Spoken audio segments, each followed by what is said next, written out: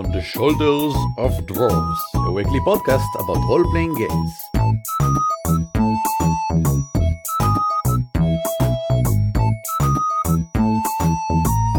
Hello and welcome to another episode of On the Shoulders of Dwarves, a weekly podcast about role-playing games and the gamers who game them. My name is Eran and My name is Uri. Hello! And this week we'll discuss something issued to us and topic that has been launched at our faces by someone called The Man. On our previous episode's comment, they gave us a suggestion for an episode: enticing new players into the game. Now, enticing is an interesting word to use here. And Uri and I decided to interpret as how to get new people into the game, or in other words, how to turn regular folks into players. Because saying getting new players into the game, I think there's a problem right there, because they are not players, not yet. And we want to get them into a mindset of not only understanding what a role-playing is, but also hopefully wanting to keep playing. And both Uri and I have been doing this both professionally and as a hobby for the past 20 years at least. But each of us has very different methods, attitudes, how to do this thing. That's very true. Eran and I, even though we agree on many topics, especially in the role-playing area, we differ greatly on our approach to running an introduction game. And I believe that the main reason for that is because each one of us has a very different KPI to measure the success of an introduction game. Now, for those of you who are not project or product managers, let me explain what a KPI is. KPI stands for Key Performance Index. That's literally mean, how do you measure if you've done something well or not? Or, to paraphrase that, what is the key by which I determine how well I perform? Hence, Key Performance Indexes. Now, I believe that different KPIs are also the reason why most gaming parties eventually break up. If the GM of the game aim for, I want to make this game as realistic as possible, that's his KPI. He said, if that gaming session was realistic, then that was a good game. And if the player's KPI is, I want to gain as many shiny new abilities for my character, then he will aim for that. And they can both be in the same gaming session and aim for completely different things, and both of them say that was an amazing session, or both of them say that was a horrible session, or one of them say that was an amazing session because it was very realistic, and the other said, I didn't get any shiny new stuff, so I'm sad now. Now, my main objective when I run an introduction game, my KPIs, if you will, is first and foremost to leave the new players with a good impression on our hobby, the hobby of role-playing games. For me, I consider running an introduction game both as a calling that to get our hobby more into the mainstream. And on the other hand, I want them to have a very positive experience that will get them to keep playing. Now, I don't really care where they're going to play next or how. I believe that if you had a gaming experience and it was loads of fun, you're going to search and you're going to continue playing because you had fun and you want to recreate that fun. That's my KPIs, and that's why I don't actually try to teach players a specific system, and I usually don't care where they're going to play next, because I think if you had fun, you're going to look for that fun again. You're going to search it and you're going to find it. And as long as they want to keep play, I think that was a success.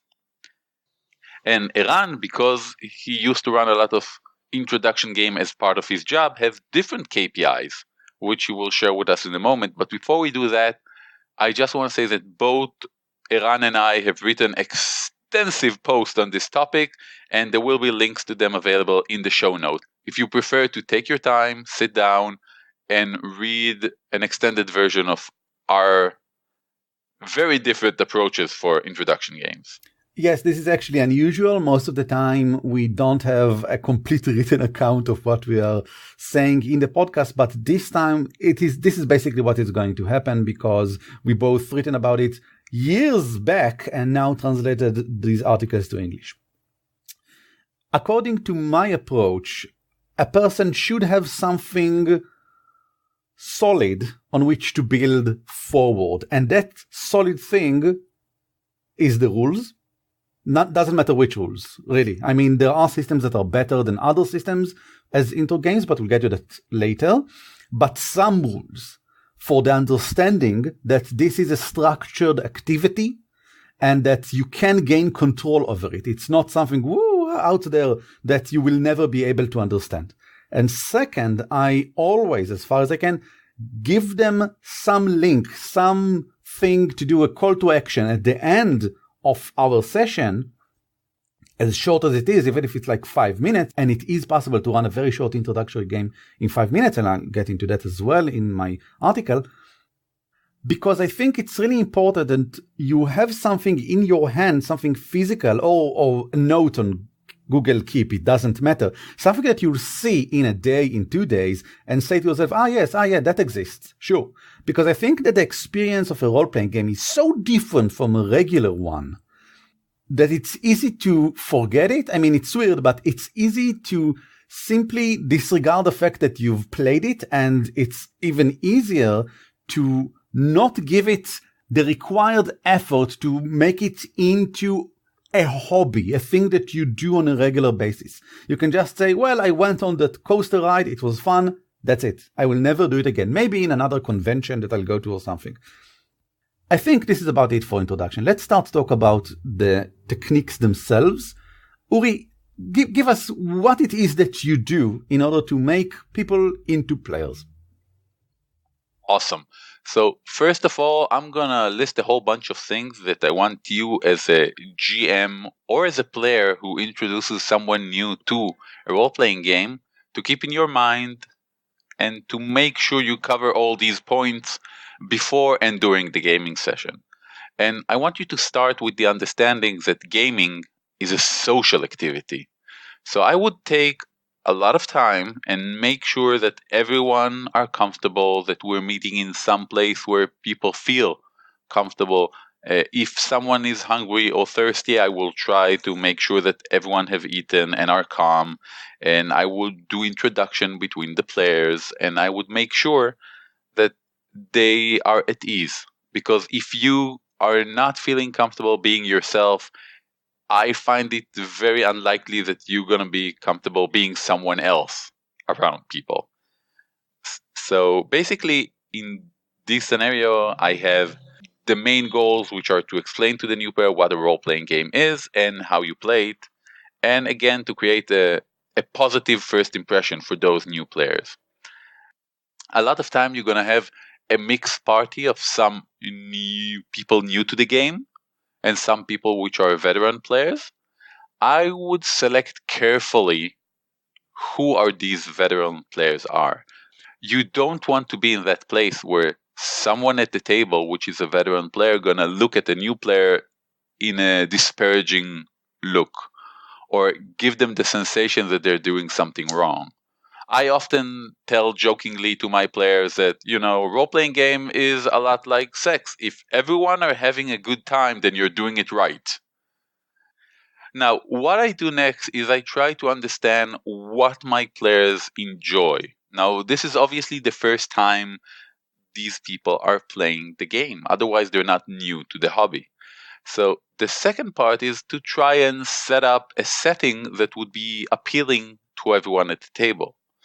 Now, I do that by asking people what do they enjoy, what kind of movies they like to see, what kind of characters in a movie they say, oh, that's awesome, I would like to be that guy. And I take a big piece of paper and I write down everything that people say. This could be something as simple as someone saying, wow, I really enjoy the Harry Potter movies or the Harry Potter books, or someone saying, I love James Bond, that's like what gets me going. And then I ask everyone if there's something that they want to avoid mentioning. I usually offer in advance the fact that I will not deal with any subject like a description of graphic violence, drug use, or sexual content.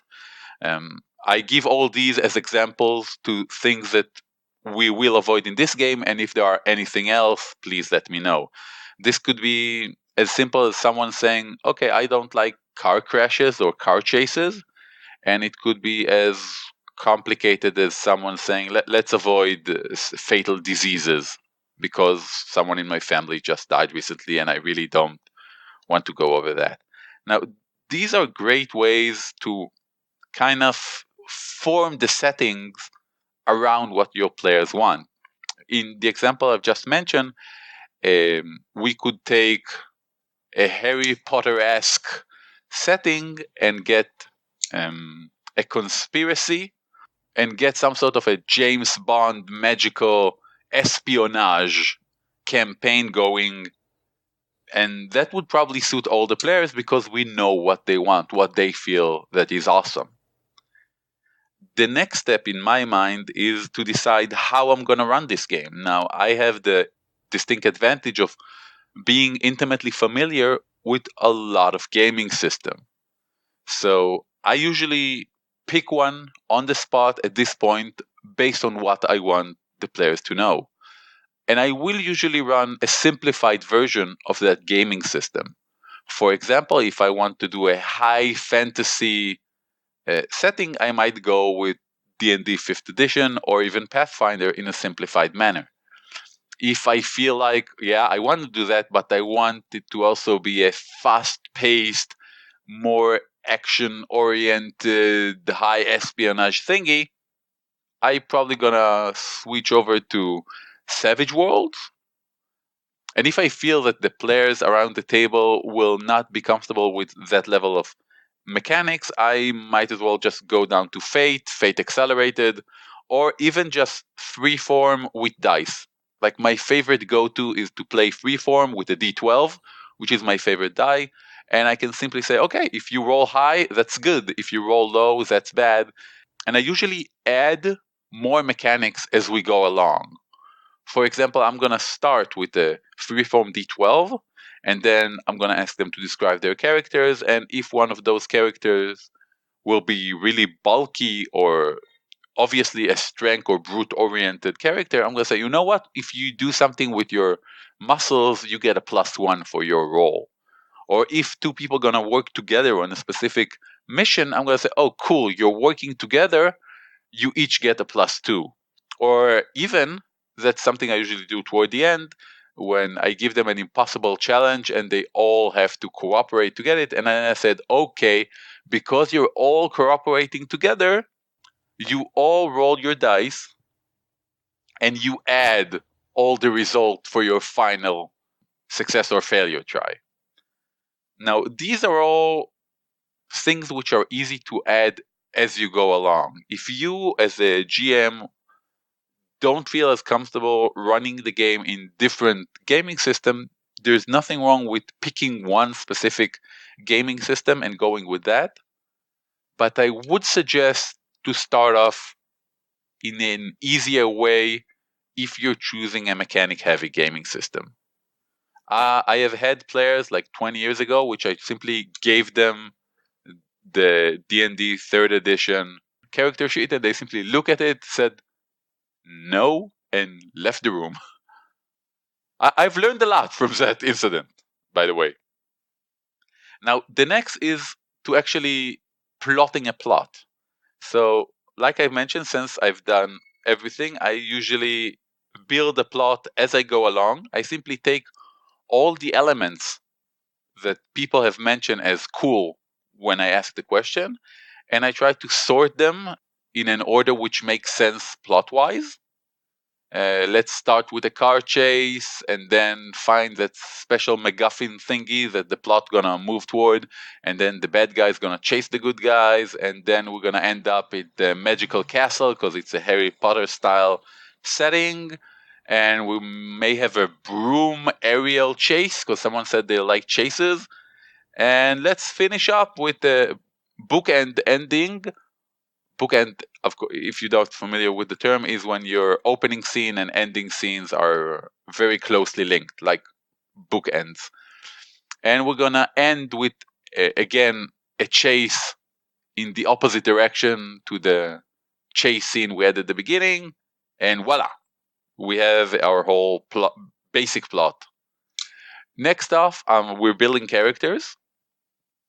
Now, I love Fate concepts of building characters, where you start with basic aspects which everyone understands, and you can build on that and expand. And in this specific phase, I lead the process with a lot of guiding questions. I think guiding questions are the strongest tool a GM have. Yes. Definitely hands-on. Definitely, it's not description. It's the ability to invoke an image in the player mind simply by asking him or her a question. So if a player would try to build a character and I would like to create a relationship between one character and another, I won't ask, okay, so do your character have anything in common? No, I would give a very specific guiding question, something along the line of, okay, so your character know each other, where have they met? And then it's a question of where, not if. And I usually try to have every character have at least a relationship with two other characters. And I try to make those relationships interesting in a way that will facilitate the new players to invoke them and to use them inside the context of the game. Let me give you a simple example. It's like asking one of the players, okay, so that player's character owe you a big favor. Why? What have you done for her? And then that player answer, and I look to the other player to get his assent to, okay, that's cool, or extra suggestion there. And if I let the player build it together, the relationship between their character, it immediately become something that they have in common, both the characters and the players, and something to build upon. Now, in Fate, you also write troubles for your characters, which is even better, because now you don't need to work hard to create an internal conflict, which usually create better characters. You simply have a trouble, and if you won't put it into play, then I, as a GM, will. Trust me.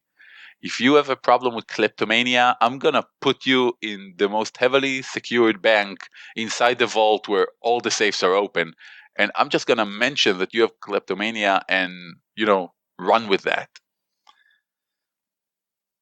It's very important to help players at this stage. A lot of players get stuck. And again, guiding question is the best way to get out of that. Simply state a fact and let them fill the gaps around that idea.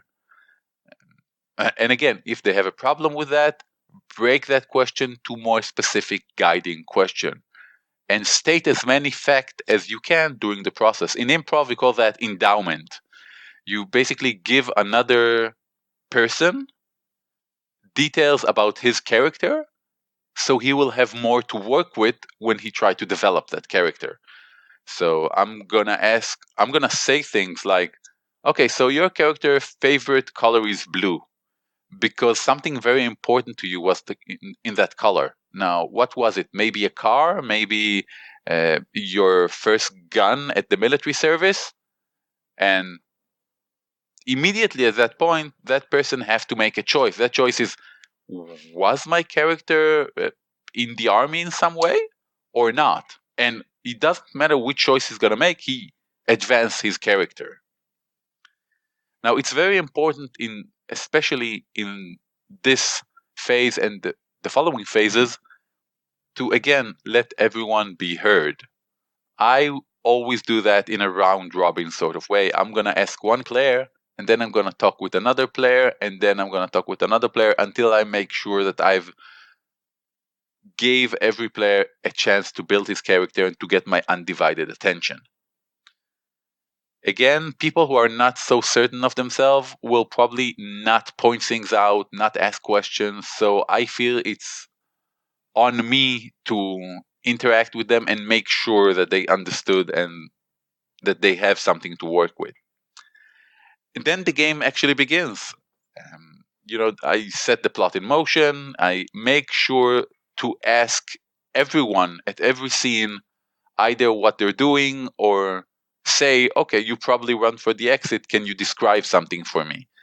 I think one of the most important things, as we have mentioned previously many times, is the spotlight and shining it on the new players and old players in a more or less, shall we say, equal way, equal measure, would get everyone to feel more comfortable. People will not say, okay, I have to grab the GM's attention because otherwise he won't say it. And he say, well, I won't have the time to say anything. I'm going to suck at this game and everyone will laugh at me.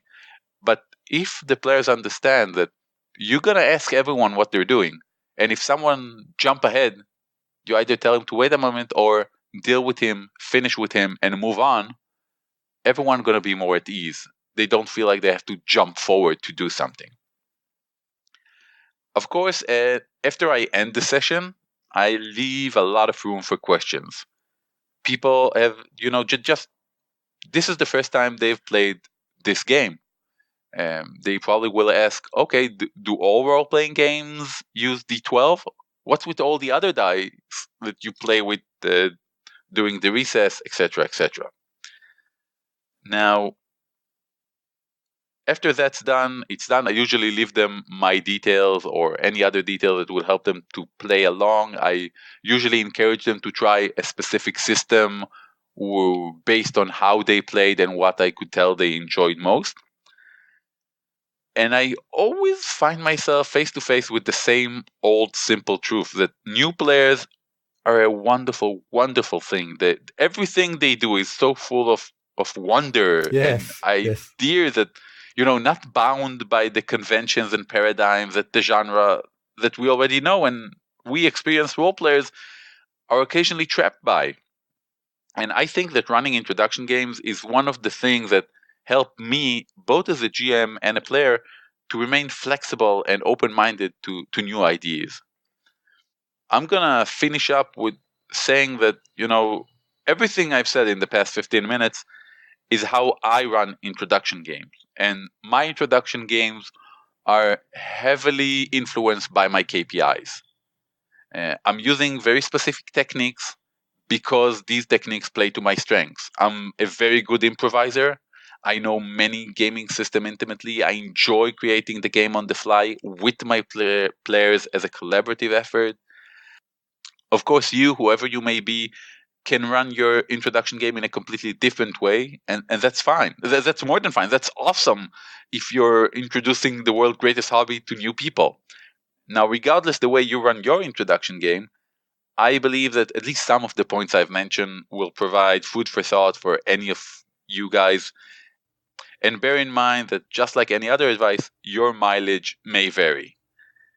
I think one of the most important things that you said here was actually at the beginning when you said that we have different key performance indexes, that we have different approaches to different goals.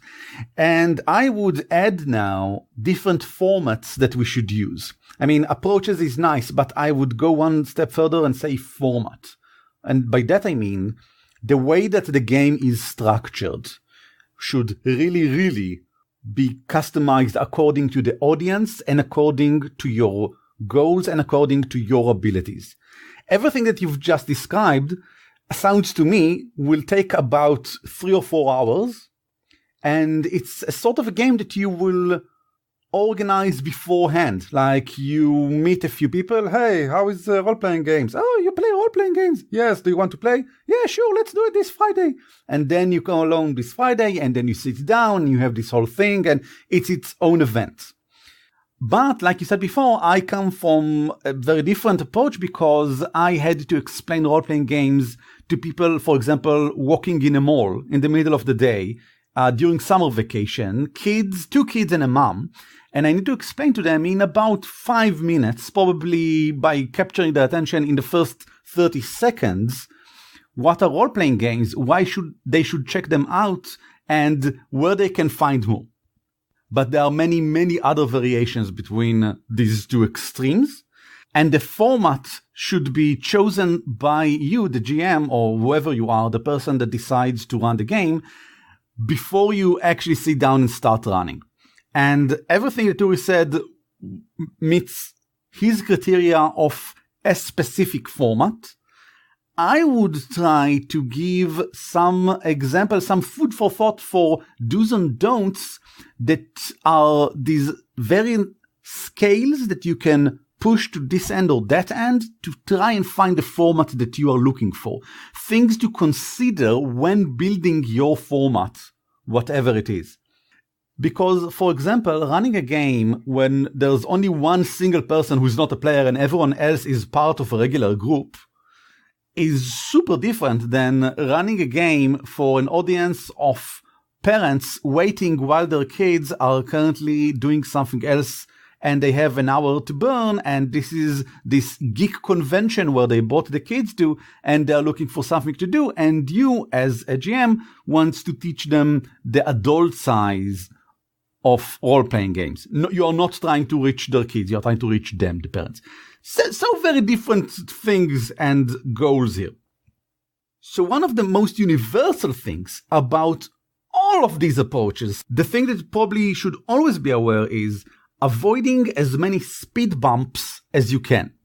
And when I say speed bumps, I mean a sort of an obstacle. I don't want to use the word obstacle because I don't like the connotation. It's not really an obstacle.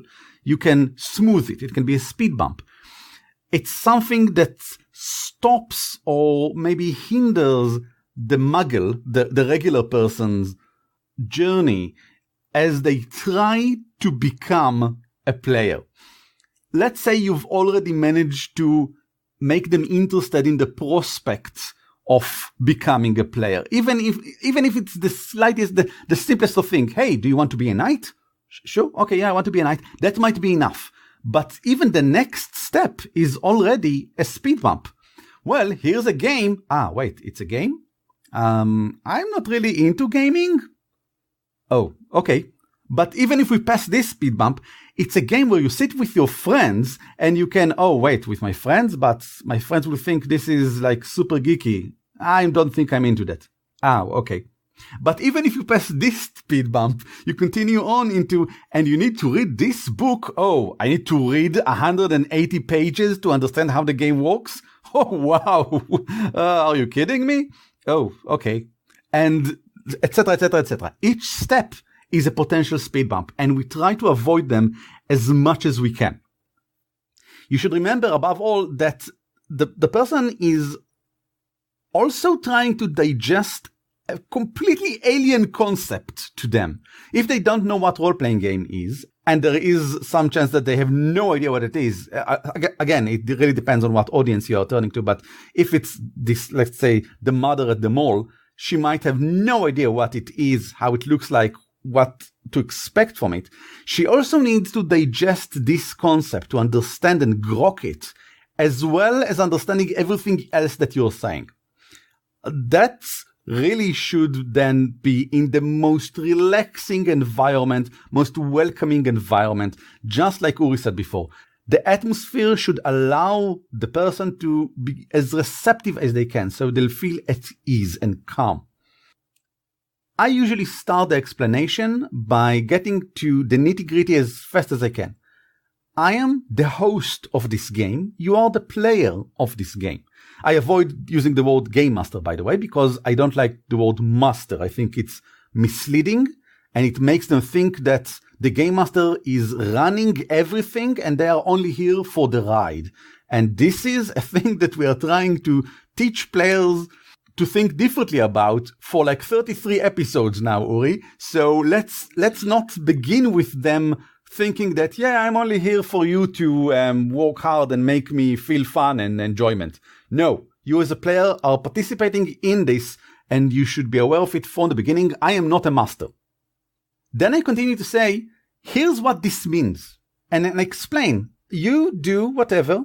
I then react and I sort of play the world around. We tell a story together. We just have different roles. The next step that I do is immediately introduce the rules. And this is the point, I think, where Uri's and my opinions diverge greatly, because I think that the rules provide structure, something for the player to hang on to, something familiar, something that they understand and know that is fair, because everyone needs to walk by the rules. And so they can go along with the rules. The rules is this path that allow them to slip into all of those other alien concepts that I'm trying to introduce. I immediately say, yes, when you want to do something, you roll this dice. And if it's 10 or more, we know that this happens. Or I say something like, you roll these 2d6s. And if it's 7 to 9, you sort of succeeded. If it's 10 and above, then you succeeded. If I'm running and powered by the Apocalypse game. Just like Uri said, however, you really start with the basic and not yet introduce any of the more complex rules. Just the conflict resolution. Just the main thing of how we advance the story. We roll a die, we draw a card, whatever. This is how we advance the story using rules. Everything else we come in a moment as we get into the game and present this new concept. Here are some of my do's and don'ts, things that I think that you should maybe consider. First, I say game or movie, I don't use the word theater. When a new person approaches and they have no idea what role-playing game is about, I don't think that the word theater works here. Maybe improv, but even that, not all of them know what improv is. The problem is that the word theater usually includes some connotations of quality, of performance. I'm being tested on my acting ability, but you are not. You are participating in this story, but there's no judgment. And I don't want you to feel as if you are being judged. So I again reiterate how this is the sort of thing where it's sort of like a movie that both of us create together. You say a thing, I say a thing. I stress how both of us are in it together and as equal. I like the classic example of it's like a movie and you get to decide what the hero does. This usually helps them get into it immediately, because then I say something like, do you turn to the right when you can hear these groans, or do you turn to the left where you can see this light at the end of the tunnel? And they immediately understand I can choose a thing. This also connects immediately to my next point. I always run a tiny little short scenario with them. I have a prepared scenario. I'll put it in the article that we've discussed before. It's a scenario that I usually use with D&D, and it can be used again in like 5 minutes. I highly recommend having some sort of a scenario prepared. Again, whatever it is. Uri prepares his scenario with the players. He has the time. You sit with them. You ask them what they like. You make sure that it's the sort of thing that they enjoy. My scenario is pre-prepared, and in order to make sure that it has things that the player enjoy, I use 2 tricks. First, whenever they ask something, I answer sure and refine it with a question. Can I have a wolf? Sure. Does the wolf know how to fight? Did you teach it how to fight? Does everyone in your tribe has a wolf? Is it magical? Can you talk to it? I ask all sorts of leading questions, just like before. I also try to match it to a possible rule, again, in order to ground it in reality. Now that they have a wolf that can attack, for example, and they already know how to attack, maybe we've already done like this tiny little fight, I can say that the wolf get an action right after you. Okay, so now I know how to use the wolf. The wolf has an action. I already know what an action means. Everything works fine. The second trick that I use is to always keep the action. All action, 0 waiting. When something happens in the story, I immediately make it relevant, personal, super important for some reason. And then something else happens according to their decision of how to interact with it, and I go completely on with that decision. Like, for example, if they try to sneak up behind the kobolds, and they roll the die and they make it, then they'll become the best sneaker person in the world, and everything that they manage to do while sneaking will be amazing. And I judge throughout all of this, how much do they enjoy sneaking? And if so, when they open the door, there will be another sneaking challenge there, but with a different sort of experience arising out of it. Like, for example, maybe the person on the other side of the door will caught them while sneaking and then talk to them. You try to sneak around me? Ha sneaky, sneaky. Who do you think you are? And then we'll have a conversation. And again, we'll see where they go in the conversation. And if they are lying to them and exaggerating, I will make it the best amazing lie exaggeration in the world, etc., etc. Let's go back to some of my do's and don'ts. I always prefer keeping positive connotations. It requires some work on my part, but it means something like, instead of saying, oh yeah, role-playing games, it's like make-believe that we used to do when we played when we were kids. I don't really like that because it places the game in a place of disrespect. What? It's a kid's game? I'm an adult. I want to play an adult thing. I want to play with adult themes. It's not like I played when I was like a kid. Only when I judge that the person will think, like the freedom that I had as a kid, yes, I am looking forward to again being free of responsibilities and just explore this world of imagination, then I will go with, oh yeah, it's exactly like the game that we had when we were a kid. I try to keep it to the sort of connotations they will find enticing. Again, the word that we've used at the start of the episode. If they seem to really like the rules, I will go with the rules. I will explain how elaborate they can be. What sort of games allow you to create these amazing combinations of powerful, positive interactions. I will not say words like complex. Complex is not a bad word by itself, but I want a positive connotation. Elaborate is probably better than complex. It's really important to make it clear that role-playing games are a medium, like books or movies. It's not a game. It's a lot of games. There are a lot of possibilities. And whenever I judge that the person in front of me is unsure if what I just said is interesting or not, I will immediately transition to a different sort of game and give the complete opposite and explain, in this game actually it works completely the other way around. You play teens at high school and all of you are also monsters, kind of like in Buffy or Supernatural. And the story revolves around all of your complicated relationships with each other.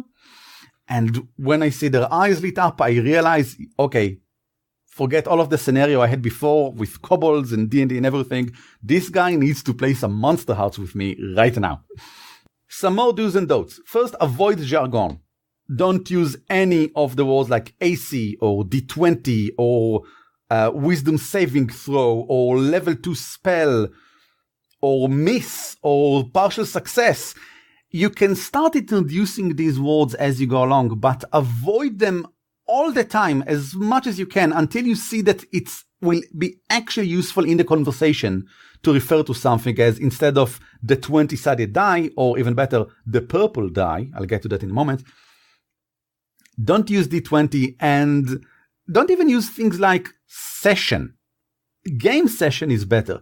In play is problematic. You should only use that word after you've played for at least several minutes and they understand there is I'm in character and there is I am now out of character. There's this difference. I'm gonna jump in and say a million times yes, yes, yes.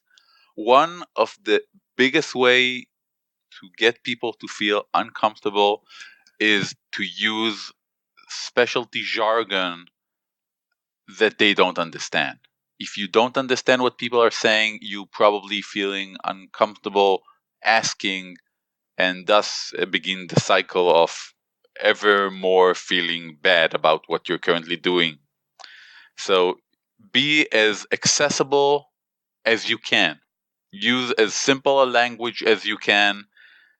And if you have to use something, first explain it in simple terms, and then said, we usually just call that X and move on. And again, just like with introducing tiny little bits of jargon as you go along, only introduce the extended rules. And by extended, I mean things like attack of opportunity or hold from a Power the Apocalypse game, further on, after you're sure that the person in front of you understands the basics of everything that happens. Exaggerate all of the basic cliches. Everything is new to them. Everything is new to them. Running to the first goblin they ever saw and deciding what to do with that goblin can take easily 10 minutes of play, and they will be so happy to have experienced this because they never had anything like it before. They can sneak around the goblin. They can attack the goblin. They can talk with the goblin. They can lie to the goblin and say that they are a king from faraway land. And the goblin might buy it. This is amazing. So do run the simplest of adventures. They don't need anything elaborate. And actually, complicated revenge stories across 2 time periods in a steampunk setting is way too much to take in. Again, they have so many concepts that they need to grok, to understand in this short time that you have together. Be kind and just give them the simplest ones. Finally, 2 things that I think are really important and really easy to do. First, use physical aids. A clean, well-designed, colorful, non-cluttered character sheet that provides all the necessary information and doesn't include no necessary information can be the difference between tell me more and no thank you, even before you started talking to the person, just by seeing that character sheet from afar. Using dice of different colors can be the difference between, wait, do I roll this one? No, this is the 10 you said, this is the 12, they look so similar, I always get confused. And use the purple one. Okay, it's the only purple one. I can't get confused. A colorful paper on the table or a nice poster hanging on the wall listing the basic rules in the most shortened format, like 3 tiny sentences, 4 words each, is an amazingly powerful aid. If you use points like bennies or fate or whatever, use points, use tokens, something on the table. And my second point that is really easy to do is getting excited. Excitement is catching. Show that you're enjoying what you're doing and make sure that it's clear that there's no thing that is stopping you from showing this enjoyment. Express yourself in whatever way you find is best for you. I like doing the funny voices. I like talking in excited voices. I like leaning forward. Do whatever it is that you do that shows off your excitement, and the person in front of you will see that and will think, this is amazing. This game makes this person so excited. They love my funny voices. They love looking at my eyes, staring into my eyes and seeing just how bright they are when I speak with them about all the possibilities of role-playing games. It's catching, and it will help them stay with you and keep their attention on you, even while you are explaining things like rules, which might become heavy sometimes. And I think that this is basically it. When you sit down to create a format, please do consider everything we've just said for the past 50 minutes or so. Yep. And if you have other suggestions that we may not have thought of, please write us an email, drop us a line on Facebook, tweet us at Twitter, or, call us. We're really easy to find. Yes, you can email us at show@dwarfcast.net. You can search for Dwarf Podcast wherever you are, or just for the On the Shoulders of Dwarfs. That, of course, works as well. And if you ask us a question, we will answer it, just like we did here. An excellent suggestion for an episode, Mr. D-Man. Thank you for suggesting it. We really, really enjoy helping people into the hobby. And, well, just because someone have to say it, then you're the man. You're the man. And now we shall say goodbye, each in our native languages. Leitraot! On the Shoulder of Dwarves is shared under Creative Commons Attribution Non-Commercial form. The intro and outro are taken from Silly Fun by Kevin MacLeod. Licensed under Creative Commons by Attribution Free. Find us at dwarfcast.net and follow us on Twitter or Facebook.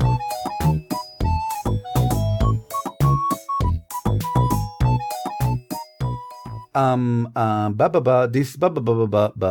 Okay. Ba. Nice.